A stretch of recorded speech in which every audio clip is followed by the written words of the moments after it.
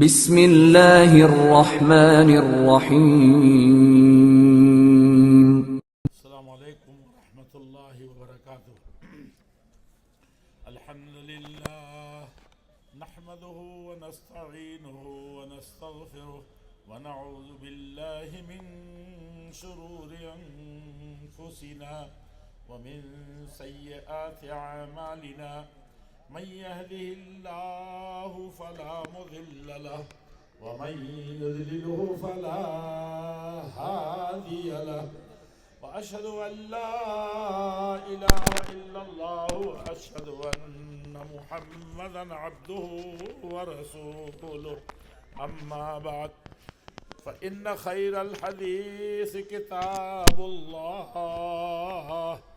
وخير الهدي هدي محمد صلى الله عليه وسلم وشر الأمور محدثاتها وكل محدثة بدعة وكل بدعة ضلالة وكل ضلالة في النار.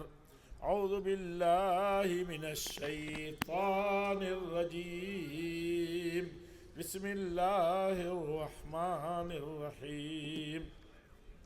يا أيها الذين آمنوا اتقوا الله حق تقاته ولا تموتن إلا وأنتم مسلمون.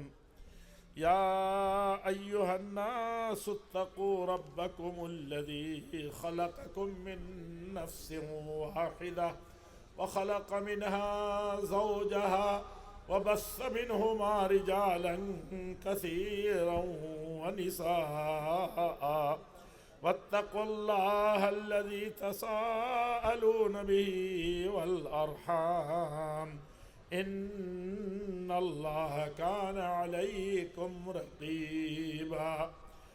يا أيها الذين آمنوا اتقوا الله وقولوا قولا سديدا يصلح لكم أعمالكم ويغفر لكم ذنوبكم ومن يطع الله ورسوله فقد فاز ومن يطع الله ورسوله فقد فاز فوزا عظيما.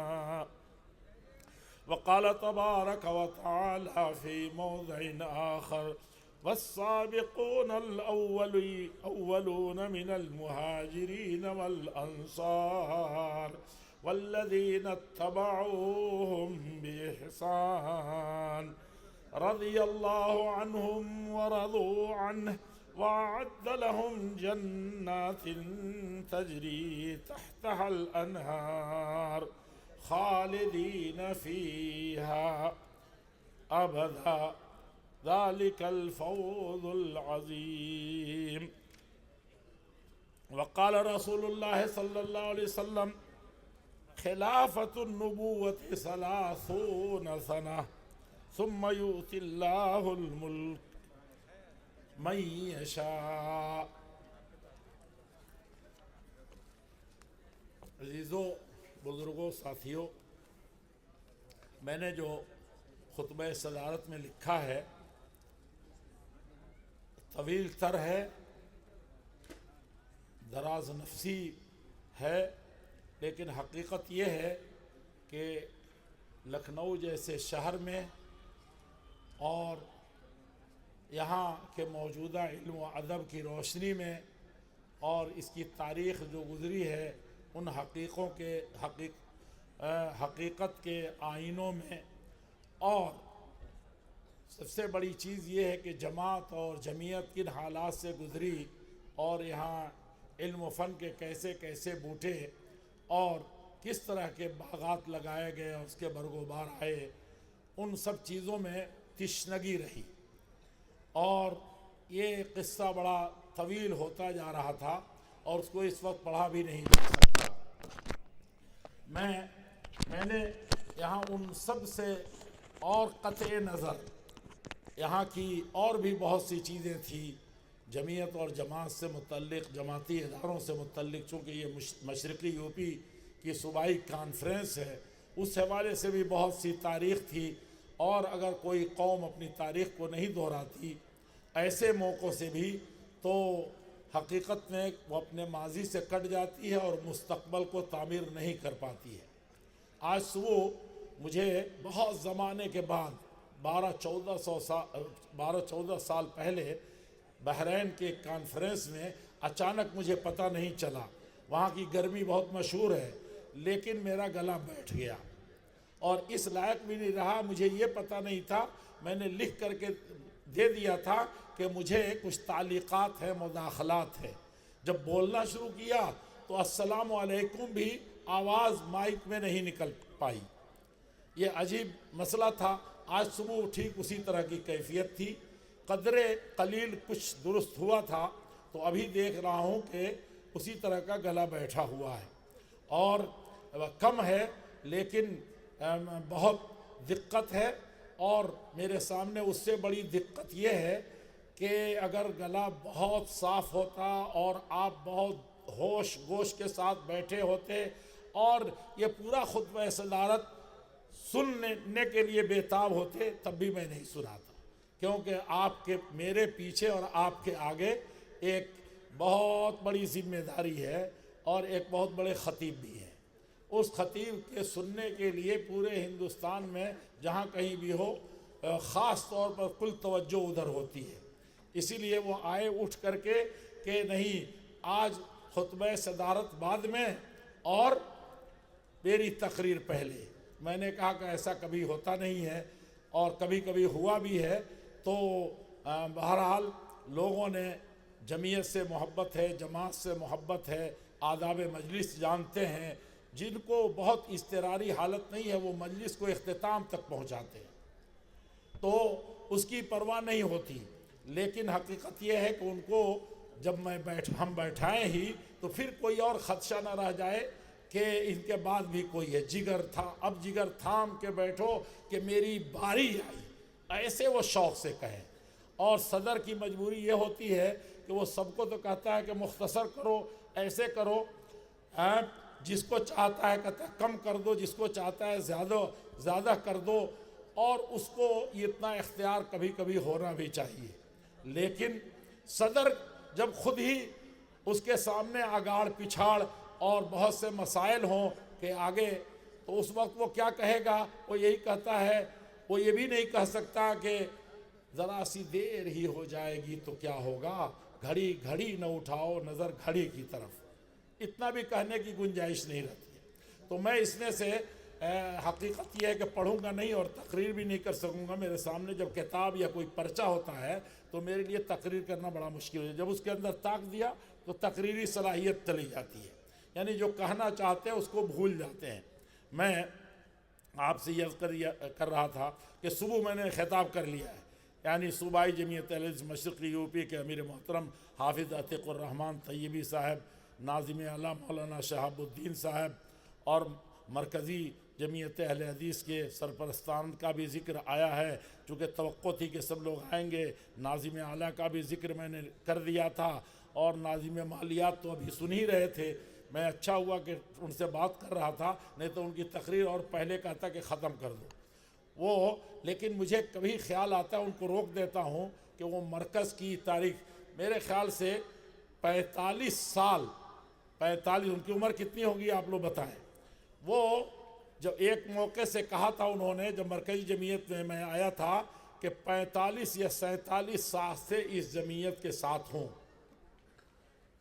ہم لوگ اسلام کی قدر نہیں ہماری نظر میں، خلفائے راشدین کا لگتا ہے دوسروں کے لیے سنا رہے ہیں، ان کی زندگی کے خد و خال ہم دوسروں کے لیے پیش کر رہے ہیں۔ لقد کان لکم، آپ سب کے لیے، ہندوؤں کے لیے ہے، سکھوں کے لیے ہے، عیسائیوں کے لیے ہے، یورپ کے لیے، امریکہ کے لیے ہے، عربوں کے لیے نہیں ہے، مسلمانوں کے لیے اور عام مسلمانوں کے لیے نہیں ہے۔ لگتا ہے کہ اس کے لیے سیرت طیبہ پیش کر رہے ہیں۔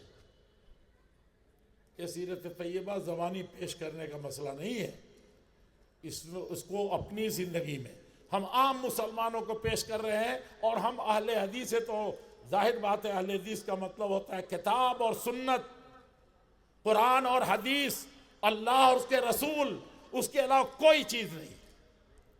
بھول جاتے ہیں کہ اس کے اصل مخاطب میں ہوں اور میرا نفس ہے، میرا ضمیر ہے. میں اگر کتاب و سنت کا شیدائی ہو گیا تو جان لے کہ ساری دنیا شیدائی ہو. صدر ہونے کے ناطے یہ بات کہہ سکتا ہوں کہ ان فی ذالک لذکریٰ، پہلی تقریر ہوئی ہے، قرآن کریم کی آیات تلاوت کی گئی ہیں، نظمیں پڑھی گئی ہیں خلفائے راشدین پر بھی اور اہل بیت پر بھی، اور سب کے اوپر. میں یہ کہہ رہا ہوں کہ وہ کم نصیحتیں تھیں اس میں.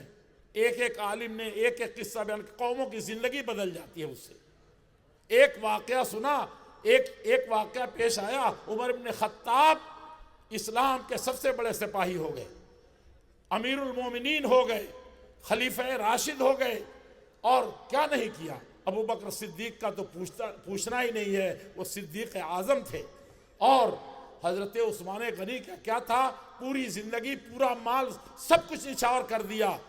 اور کیا نہیں تھا حضرت علی کرار کے سلسلے میں. آپ صرف کرار جانتے ہیں، میں اس پر بھی بہت کچھ کہنا چاہتا تھا، بہت کچھ اس میں لکھنا چاہتا تھا. لیکن میرے عزیزوں، ہم نے کیا کیا ہے، ہم صبح سے لے کر کے اس وقت تک اتنے حکایات سنے ہیں، ایسے قصص سنے ہیں. بعد میں گرچہ بات چیزوں میں مشغول تھا لیکن تھوڑا سا سنا تو رونگٹے کھڑے ہو گئے.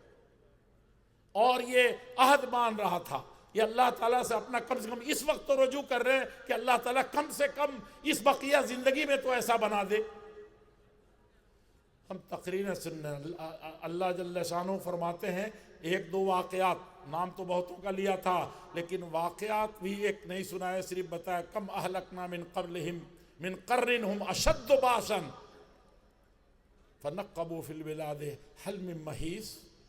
دیکھو دنیا میں کیسے کیسے قوموں کا ذکر آیا ہے، اچھوں کا، بروں کا، خاص طور پر جو ہلاک ہوئی ہیں. اور اس کے بعد فرمایا ہے ان فی ذالک لذکریٰ، اس میں نصیحت ہے. نصیحت پکڑو. ایک تقریر کافی تھی، اتنے بڑے پنڈال کی ضرورت نہیں تھی. نہیں یہ تھا کہ معراج ربانی آئے اور مولانا عبد الحسیب آئیں اور فلاں جوت جگائیں، اس کی ضرورت نہیں تھی. سادہ سادہ سا پڑھتے تھے، دل کی دنیا بدل جاتی تھی.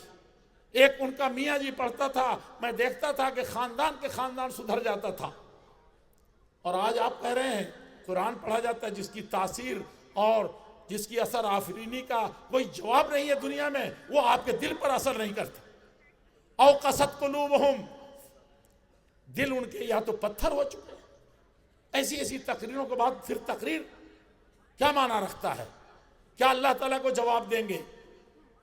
حجت تمام ہو چکی ہے اور بار بار ہو رہی ہے. صرف جرجیت صاحب کی تقریر سننے کے لیے ایسا نہ کو بوال حجت لکا، اگر یہ آپ کے لیے دلیل نہیں بنی، آپ کا راستہ نہیں کھول دیا، اور خلفائے راشدین کے سلسلے میں جو بھی بات ہوئی ہے اگر ہماری زندگی میں انقلاب پیدا نہیں کیا تو حجت علیکا، یہ آپ کے گلے کا ایسا فندہ بنے گا کہ آپ جواب نہیں دے سکیں.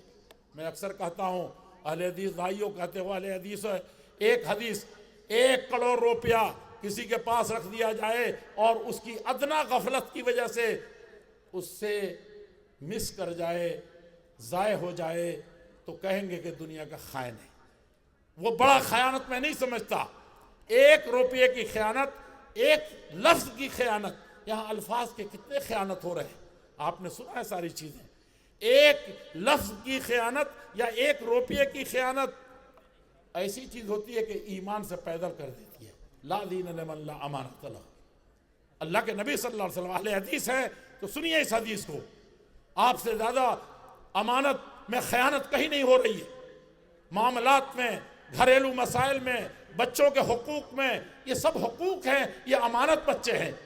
اللہ جل شانہ نے قوا انفسکم واہلیکم نارا، تم کو بچنا ہے، اپنے گھر والوں کو بچانا ہے. یہ کسی حکومت کا آرڈر نہیں ہے، داروغہ جی آ کر کے آپ کو پروانہ نہیں تھما کے گئے، بلکہ احکم الحکیمین کا حکم ہے. آرڈر ہے، بچنا ہے اسی سے، جہنم سے 1 سیکنڈ کے لیے بچنا ہے.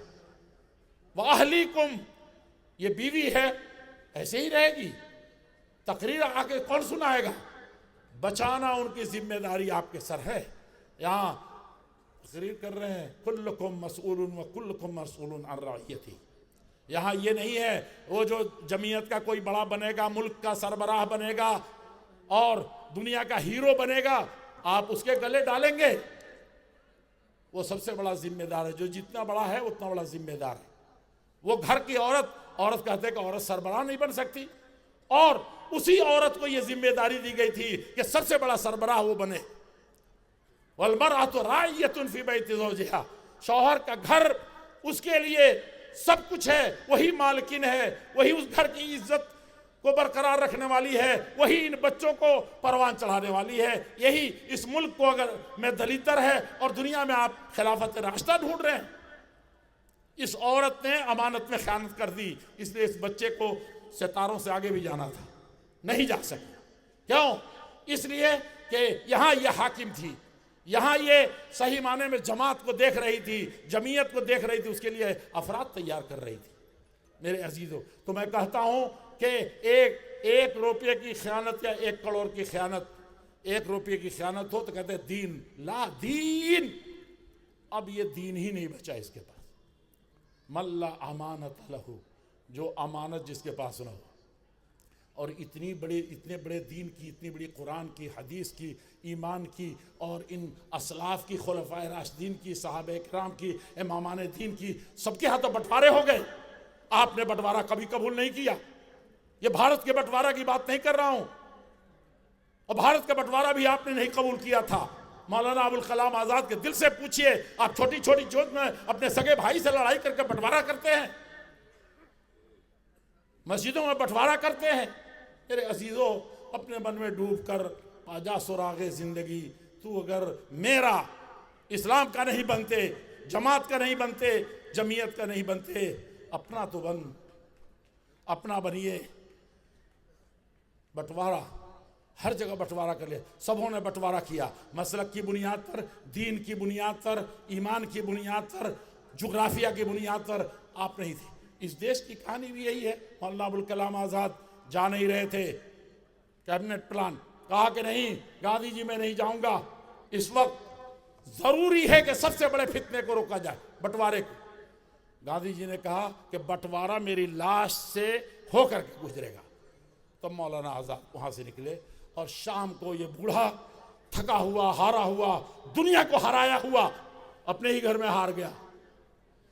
شام کو جب اس کو خبر لگی ہے تو وہ خبر سائقہ اثر تھی، کبھی ابوالکلام آزاد کے وجود کو نہیں ہلایا تھا کسی نے۔ بیوی کی قسم کرسی میں مری تھی، ٹھوکر مار دیا تھا۔ آج ہم بیٹھ کر کے کہتے ہیں کہ عمر ایسے تھے، ابو بکر کیسے تھے، اور وہ گاندھی کا دل و دماغ تھا، اور گاندھی کا وہ ایمان تھا۔ سمجھا کہ کچھ بھرم باقی ہے، نہیں تو کچھ نہیں ہوتا۔ اس نے کہا تھا، کر نہیں سکا، لیکن وہ باپو جو تھا وہ ایسے ہی نہیں کہتا تھا کہ ابو بکر و عمر کی حکومت قائم کروں۔ میرے عزیزوں، میرے بزرگوں، تو مولانا ابوالکلام آزاد دنیا سب سے زیادہ غمگین بھاری قدموں کے ساتھ گاندھی جی کے پاس کہا کہ باپ گاندھی جی، آپ نے کہا تھا کہ بٹوارے پر ہم کبھی دستخط نہیں ہونے دیں گے، کرنے دیں گے، میری لاش دنیا دیکھے گی، اس کے بعد ہی بٹوارہ کا بات ہوگا، زندہ رہتے ہوئے نہیں ہو سکتے۔ یہ کیا ہوا؟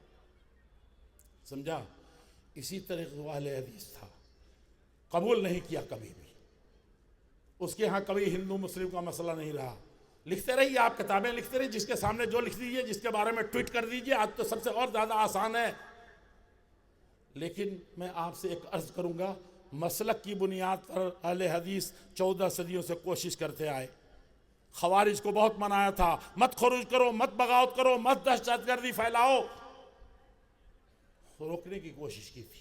اہل حدیثوں نے پوری طاقت صرف کر دی، اور یہ حضرت علی جو تھے، جانتے ہیں آپ باتیں بناتے ہیں کہ کوئی قاعدہ نہیں چرا رہبری کند او خیشتن کمس، کہ چرا رہبری کند، جو خود ہی راستہ بھٹکا وہ کیا راستہ دکھائے گا؟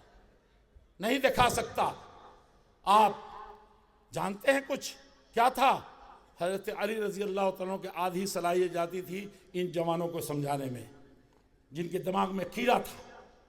کہتے تھے کہ کسی نے جھوٹ بول دیا، ایمان سے نکل گیا، کوئی کسی طرح سے چوری کر لی، ایمان سے نکل گیا۔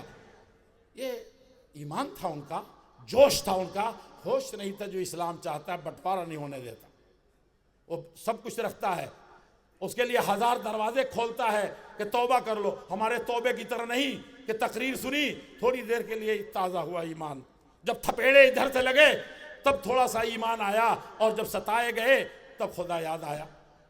ایسا نہیں تھا ان کا. ہمارا یہ حال ہے. ہمارے سلسلے میں کسی نے کہا تھا صبح برکف توبہ برلب دل از لطف گناہ، دل پر از لطف گناہ، معصیت را خندمی آئے بر استغفار ماں. ہاتھ میں تصویر ضرور لے کے گھومے ہوئے ہیں، قرآن و حدیث کا نام ضرور لے رہے ہیں، اللہ سے رو گڑ گڑا رہے ہیں، اور ہاتھ میں لیے ہوئے ہیں، اور زبان پر اللہ اللہ کر رہے ہیں، استغفر اللہ استغفر اللہ استغفر اللہ. لیکن دل جو ہے لگا ہوا ہے ادھر بھائی کے میراث پر، پڑوسی کی عزت پر، دنیا کے فلاں معاملے پر، دنیا سے خالی نہیں ہو رہا ہے. اس گناہ کو بھی ہماری اس توبے پر، جو سب سے بڑی نعمت، سب سے بڑی دولت اور سب سے بڑی عزت اس توبے میں رکھی تھی کہ اللہ تعالیٰ بالکل معاف کر دیتا ہے، اس کو بھی گناہ آتا ہے ہم جیسے توبہ کرنے والوں. رابعہ ہماری مائیں بہنیں نہیں جانتی ہیں، توبہ توبہ تو کر لیتی ہیں، تقریریں سنتی ہیں، توبہ توبہ کر لیتی ہیں. اور رابعہ بصریہ کہتی تھیں، ایک خاتون تھی، بدنام ہو گئی خواہ مخواہ. اب آپ لوگ اس تصوف کو آپ نے ایسا چھوڑا کہ ایسے آزاد ہو گئے کہ پتہ ہی نہیں. تصوف ایک بری چیز آئی تھی، اور اس کا مطلب یہ نہیں تھا کہ آپ تزکیہ جو سب سے پہلی چیز تھی اس کو چھوڑ دیں. تزکیہ کی یہاں بڑی کمی ہے، سمجھا؟ اس کو لینے کے دل کو اس کی صفائی سب سے پہلی ضروری چیز ہے. تو وہ کہتی تھی استغفارنا یحتاج الی استغفار کثیر. سمجھا آپ نے؟ میں نے اس میں لکھا ہے، میں استغفار کثیر کا لفظ مجھے یاد نہیں تھا، جو یاد آتا اسی سے لکھ دیتا ہوں، دیکھتے رہے لوگ. تو کہا کہ نہیں، کثیر کا لفظ ہے جہاں ان کا ذکر ہے. میں نے کہا چلو ٹھیک ہے. کہا کہ ہم جو توبہ کر رہے ہیں اس وقت،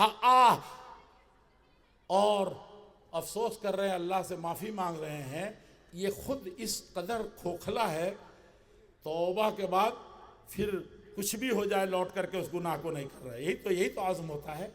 لیکن ہمارا توبہ جو ہے ایک اور توبے کا محتاج ہے، ایک اور مرتبہ استغفار لگا، اور ایسا توبہ توبہ توبہ. یہ ہماری حالت ہے. میرے عزیزوں، میرے بزرگوں، میں تقریر نہ کر کے، میں لکھنؤ کی تاریخ بھی نہ بتا کر کے، یہ سرزمین بڑی زرخیز تھی، اس کے بارے میں چھوڑیے. یہی سرزمین ہے جہاں سے یہ مسلم یونیورسٹی دیکھ رہے ہیں، یہ یو پی والوں کا دین ہے. ادھر بھی دیکھیں گے ایک تو بڑے دارالعلوم ہیں، یہیں کے لوگوں کا دین ہے. البتہ یہ جو ہے وہ کہیں اور کے لوگوں کا دین ہے. وہ جانیے اور اس کو سمجھیے، سمجھنے کی ضرورت ہے. میں مسلک اور یہ سے ہٹ کر کے، آپ ایک ایسے دریا ہیں جس میں سب کو سمو سکتے ہیں. آپ چاہیں تو سب کو شیر و شکر کر سکتے ہیں. ایک زمانہ تھا کہ آپ کے نام پر سب سے زیادہ لوگ برا سمجھتے تھے، سب سے زیادہ برے آپ تھے، کافر سے زیادہ بدتر سمجھا جاتا تھا. لیکن آپ کے اخلاق عالیہ نے فتح کر لیا، اور جو دلوں کو فتح کر لے وہی فاتح زمانہ. سمجھا آپ نے؟ سب سے زیادہ خراب، سب سے زیادہ بدترین دنیا نے کہا تھا، آپ ایسے نہیں تھے. کہا کہ ابوالکلام آزاد یہ اہل حدیث تھا، یہ کیسے ہو سکتا ہے؟ شاہ اسماعیل شہید دربار میں بلایا گیا، بی اماں نے بلایا. جب سارے سب تھک جاتے تھے، بادشاہ بھی تھک جاتا تھا، تو کسی عزت والے کو وہاں بلایا جاتا تھا.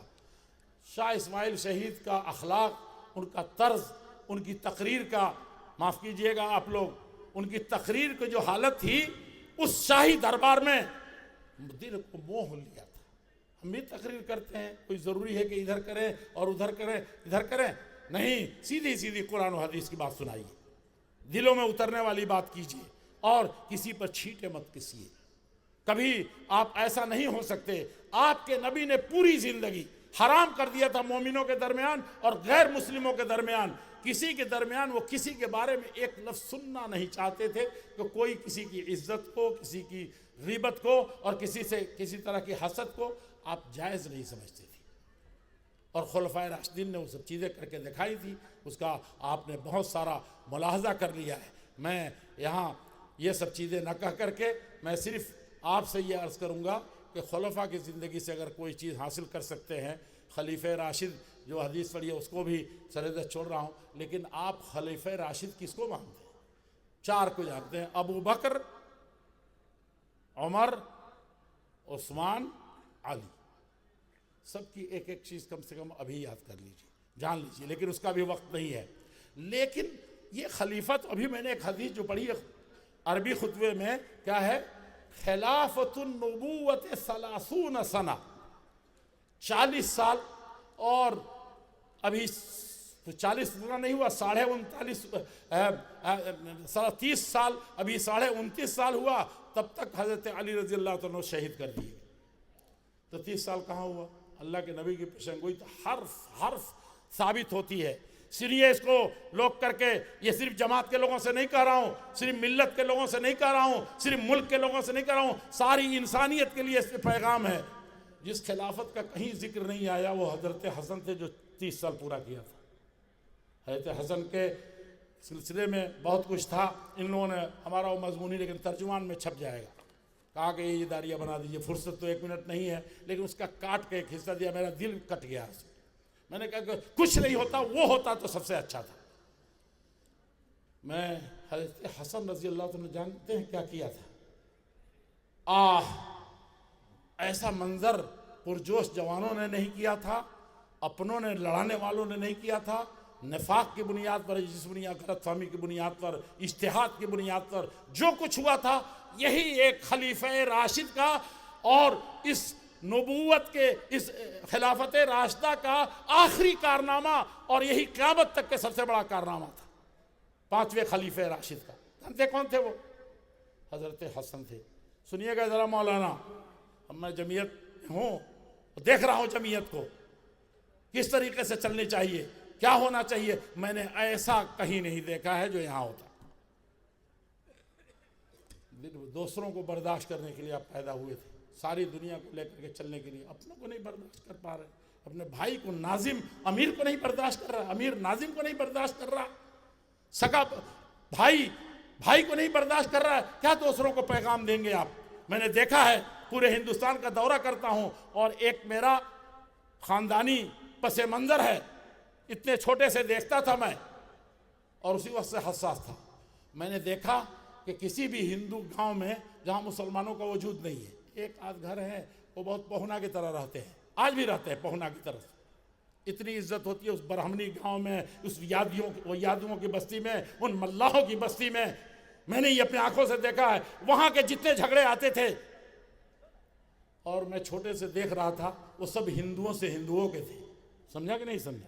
جہاں صرف برہمن ہیں برہمنوں کے تھے، جہاں صرف ملاح ہیں ملاحوں کے تھے۔ میں جب جاتا ہوں کوئی مسئلہ پھنسا ہوتا ہے، ابھی گیا تھا تو کہا کہ دیکھیے اتنے سارے مسئلے ہیں، آپ کے ابا تو سب کر دیتے تھے، لیکن اب کوئی پوچھنے والا نہیں ہے جو اس طریقے سے دبا کر کے، سمجھا کر کے، معاملے بھائی چارہ کو برقرار رکھتے ہوئے فیصلہ سنائے۔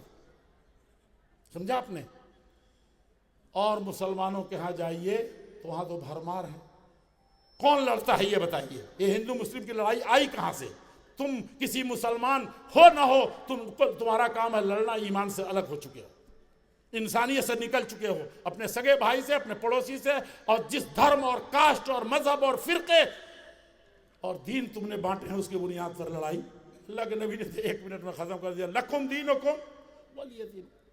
واللہ اتنا بڑا ذمہ دار اس روئے دھرتی پر پیدا نہیں ہوا اس دین کے لیے جو سب سے سچا دین، سب سے اچھا دین، ما بلغت رسالتا، آپ اس میں اگر ذرہ برابر کوئی ادھر ادھر کرتے ہیں تو آپ کی رسالت نہیں۔ اللہ تعالیٰ کی طرف سے اتنی بڑی وارننگ ہے، آپ کہتے ہیں لکم دینکم ولی دین۔ اللہ تعالیٰ نے سکھایا تھا، اللہ تعالیٰ نے سکھایا تھا۔ تو یہاں جھگڑا نہیں ہے کوئی، لا اکراہ فی الدین، اس دین میں کوئی زبردستی نہیں ہے، کسی طرح کی زبردستی نہیں ہے۔ ایک شانہ بشانہ، بنارس ہندو یونیورسٹی میں ایک مرتبہ گئے تھے، جب وہاں پڑھا رہا تھا جامعہ سلفیہ بنارس میں، تو بڑے تنطرے سے لوگوں کا جوش ہوتا ہے نا، جوانوں کو جوش ہوتا ہے، مولانا لوگوں کو جوش ہوتا ہے، اپنی تحقیق پہ جوش ہوتا ہے، اس وقت جوش ہوتا ہے، تو جارحانہ حملے کر رہے تھے۔ ڈاکٹر مقتدیٰ حسن اظہری تھے اور ڈاکٹر رضا اللہ تھے، میں بھی تھا، سوال یہ کیا کہ کیا دو مذہب جو بالکل ایک، یعنی وہ کہنا چاہتے ہیں کہ بالکل توحید والا ہے اور ایک بالکل شرک والا ہے. کہا کہ جہاں اتنے شرک ہوں، اتنا سارے خدا ہوں اور ایک خدا، یہ دونوں کا ٹکراؤ یہ بتائیے بھیانک کرے گا کہ نہیں کرے گا. اور یہ عقیدے کی بات تو سب سے عام ہوتی ہے، ہوگی کہ نہیں ہوگی. میں نے کہا کہ جی ٹی روڈ آپ سے بالکل قریب ہے جو پشاور سے چلا ہے، اور آپ جیسے ادھر آگے بڑھیں گے تو جی ٹی روڈ مل جائے گا. جی ٹی روڈ پر اتنا اچھا بھی نہیں بنا تھا. میں نے کہا کہ پورے فراٹے کے ساتھ اور پوری تیز رفتاری کے ساتھ آپ آگے بڑھیے اپنی کار کو لے کر کے، اور ادھر سے بھی آ رہا ہے اسی فورس کے ساتھ آ رہا ہے. کاش کہ یہ ہندو اپنے صحیح مذہب پر ہو جاتے، دھرم پر ہو جاتے، وہ دھرم جیسا کچھ بھی ہو.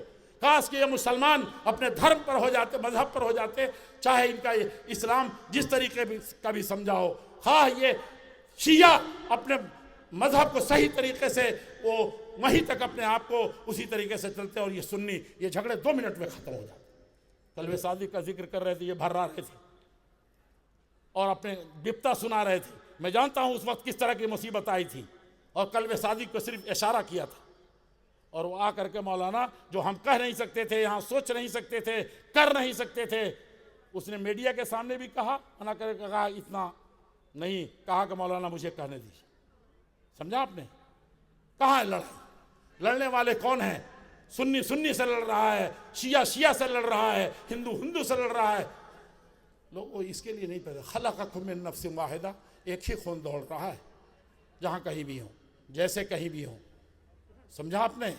تو یہ بنیادی چیز ہے جس کو جاننے کی ضرورت ہے، اور یہی چیز ہم کو یہاں سے لے کر کے جانا ہے کہ ہم اپنے صفوں سے، اور میں ذکر اور نصیحت، اور اگر چاہتے ہی ہیں تو یہ بتائیے آپ لوگ، مولانا جرجیت صاحب آنے والے ہیں، اور میں کہہ رہا ہوں آنے والے ہیں، آ نہیں رہے ہیں، تو آپ کہیں کہ ٹھیک ہے بہت رات ہو گئی ٹھنڈی سے، تو آپ لوگوں کو تو چادر اڑا دی گئی اور ہم لوگ ایسے ہی ٹھنڈی میں پڑے ہوئے. لیکن ہم ابھی بتایا مولانا ہمارے علامہ شمیم صاحب نے، کیا اللہ تعالیٰ نے ان کو وہ دیا ہے، میں تو کیا بتاؤں، محبت کا جواب مسکراہٹ سے بھی دینے کی فرصت نہیں ہے.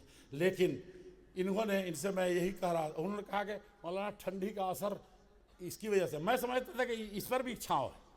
واللہ میں اب تک سمجھ رہا تھا ٹھنڈی سے، تب یہ سمجھا کہ یہاں اوپر چھاؤں ہی نہیں ہے. سمجھا آپ نے؟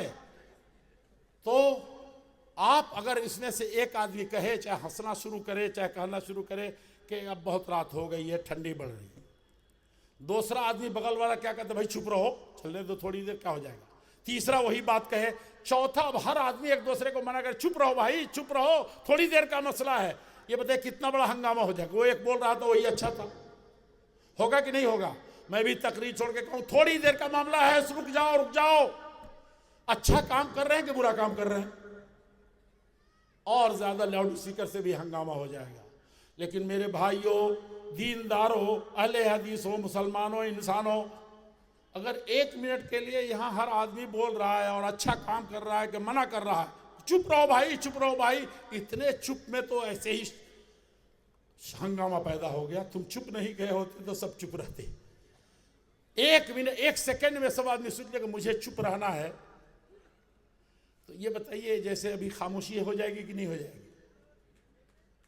آج یہی کہہ رہے ہیں کہ لوگ نمازی نہیں ہیں، مسجدیں مرخصی خواہ ہیں، کہ جھگڑے ختم نہیں ہو رہے ہیں فلاں. بھئی یہاں سے ختم ہو جائے، میرا بچہ مسجد میں جانا شروع ہو جائے، میں آنکھ موند کر کے جاؤں چاہے کھلی رکھوں، میں سمجھ لیا کہ ساری دنیا نے پڑھ لیا. ہم کو صرف یہ ہے کہ نماز پڑھ کے آیا تو ایسے بھی دیکھ رہے ہیں ایسے بھی دیکھ، کبھی دروازہ دیکھ رہے ہیں، کہا سب بے نمازی محلے اس میں لعنت نہیں ہوگی تو کیا ہوگا، اسی لیے نماز پڑھی آپ نے. ارے بہت مخلص تھے تو روتے اور ناشتے پر بلا لیتے کہ بھائی دیکھیے یہ تو ایمان اور کفر کا مسئلہ ہے کہ نہیں ہے؟ میرے عزیزوں، دل حاضر رکھ کر کے سنیے، عمل کیجئے. قبر میں اکیلے جانا ہے، چھوڑیے سب جھگڑے. آ کے صرف تھوڑی دیر سن لیں، وہاں کوئی نہیں آئے گا، کوئی پارٹی نہیں بنائے گا، سگا بھائی نہیں، اماں بھی نہیں، ابا بھی نہیں. یوم یفر المرء من اخیہ وامہ وابیہ وصاحبتہ واخیہ.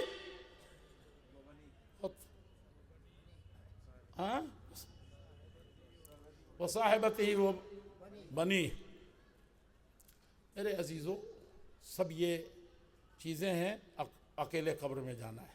آئیے اللہ جل شانہ سے دعا کرتے ہیں کہ اللہ جل شانہ ہم کو جس طریقے سے اس نے سب سے بڑی نعمت اسلام عطا فرمائی، اور اس میں بھی اس نبی پاک محمد الرسول اللہ صلی اللہ علیہ وسلم جنہوں نے کہا تھا ایک موقع سے کہ ترکت فیکم امرین لن تضلوا، کبھی گمراہ نہیں ہوگے، کبھی پیچھے نہیں جاؤ گے، کبھی تم پر ظلم نہیں ہوگا اور نہ تم دنیا میں ظلم ہونے دے گے، ما ان تمسکتم بہما، جب تک تم مضبوطی سے تھامے رہو گے، کتاب اللہ و سنتی۔ اور دوسری جگہ کیا فرمایا تھا غدیر خم میں؟ کہا تھا کہ دو ثقلین، دو بڑی عظیم چیزیں چھوڑ کے جا رہا ہوں، ایک کیا ہے؟ کتاب اللہ فیہ الہدی، تم دنیا جا کے ڈھونڈتے رہو، ہدایت نہیں مل سکتی، اچھا راستے پر نہیں لگ سکتے، والنور، روشنی وہاں سے ملے گی۔ آگے بھی ہے کہ اس کو پکڑو پکڑو پکڑو، اور اس کے بعد کیا فرمایا دوسری کیا؟ وہ اذکرکم فی اہل بیتی، اہل بیت کے سلسلے میں میرے رشتے کو، اس رشتے کو پامال کریں گے سارے رشتے پامال ہو جائیں گے۔ یہ بھی، اور کمال یہ ہے کہ ایک مرتبہ صحابہ کے بارے میں کہا تھا اللہ اللہ اللہ، 2 مرتبہ تو ایسے ہی ذکر ہے، اور یہاں کیا کہا تھا 3 مرتبہ تو اذکرکم، میرے اہل خانہ کے سلسلے میں، صحابہ کے سلسلے میں۔ میرے عزیزوں، ان کے راستے پر ہمیں ہیں، اس پر چلنے کی توفیق اردانی فرما دے۔ رب العزت والجلال ہماری جماعت میں، جمعیت میں ہر طرح کے خیر اور ہر طرح کی اچھائیوں کا سامان ہم فرما دے۔ رب العزت والجلال ہمارے ملک کے اندر، جس کے حقیقت میں ہم ہر طریقے سے رب العزت والجلال سنتری و پاسبان ہیں اور اس کے شہری ہیں، ہم کو بہترین شہری بن کر کے اس ملک کو امن کا، انسانیت کا، اچھائی کا گہوارہ بنا دے۔ اللہ سارے عالم میں جہاں کہیں بھی شر و فساد ہے، انسانیت کے خلاف، ملکوں کے خلاف اور قوموں کے خلاف، اللہ تبارک تعالیٰ ان شر و فساد کو دور فرما دے۔ عصیان ماں و رحمت پروردگار ماں، آرا نہایت نہ ایرا نہایت، یا ربی ان قبر الذنوب عظمتاً فلقد عرفت ان عفوک اعظم، ان کان لا یرجوک الا محسن فبمن یلوذ ویستجیر المجرم۔ اللہ جل شانہ ہم جیسے کچھ بھی ہیں، ٹوٹے ہیں، پھوٹے ہیں، ایمانوں میں شغاف پڑ گیا ہے، دلوں میں کجی پیدا ہو گئی ہے، اللہ تعالیٰ تو ہی ان سب کا معلم ہے۔ یا مصرف القلوب صرف قلبی علی طاعتک، یا مقلب القلوب ثبت قلوبنا علی دینک۔ سبحان ربک رب العزت عما یصفون وسلام علی المرسلین۔ اور السلام علیکم کہنے سے پہلے میں ہر ایک کا، اس جمعیت کے ذمہ داران کا، ناظم امیر ہوں، ان کے دست و بازو، ان کے وہ ہوں، ان سب کا دل کی گہرائیوں سے شکریہ ادا کرتا ہوں۔ اپنی ذیلی جمعیت جو گاؤں میں ہوتی ہے مقامی، وہاں سے لے کر کے شہری اور تمام جمعیتوں کا، خاص طور پر صوبے یو پی کی جمعیت کا اور لکھنؤ کی جمعیتوں کا، اور سب کا دل کی گہرائیوں سے شکریہ ادا کرتا ہوں۔ یہ ہمارے علماء کرام کن کن حالات سے گزرتے ہیں اور کیسے کیسے پہنچتے ہیں، اور یہ مقالہ نگاران جو خون جگر جلاتے ہیں، میں ان سب کا دل کی گہرائیوں سے شکریہ ادا کرتا ہوں۔ میں انتظامیہ کے لوگوں کا، اور یہ اتنا بڑا جو ساز و سامان تیار کیا ہے، میں ان تمام لوگوں کا شکریہ ادا کرتا ہوں۔ اور راستہ چلتے ہوئے رات ہم لوگ 2:30 بجے بھٹک رہے تھے، وہ جس نے اشارہ کیا تھا، یقیناً ہم اس کے بھی بہت زیادہ قدردان ہیں اور شکر گزار ہیں۔ اللہ جل شانہ ایک ایک فرد کو، اس انتظامیہ کو، سب کو ہماری طرف سے بہت بہت شکریہ ہے۔ اللہ جل شانہ قبول فرمائے، بلکہ ہم سب مل کے اللہ جل شانہ کو شکریہ ادا کریں کہ وہی داتا ہے، وہی دیتا ہے، اور منت بنے کہ خدمت سلطان ہمی کنی منت ازو شنا، اس کے بعد خدمت بذاشت۔ والسلام علیکم ورحمۃ اللہ وبرکاتہ۔ جزاکم اللہ خیر۔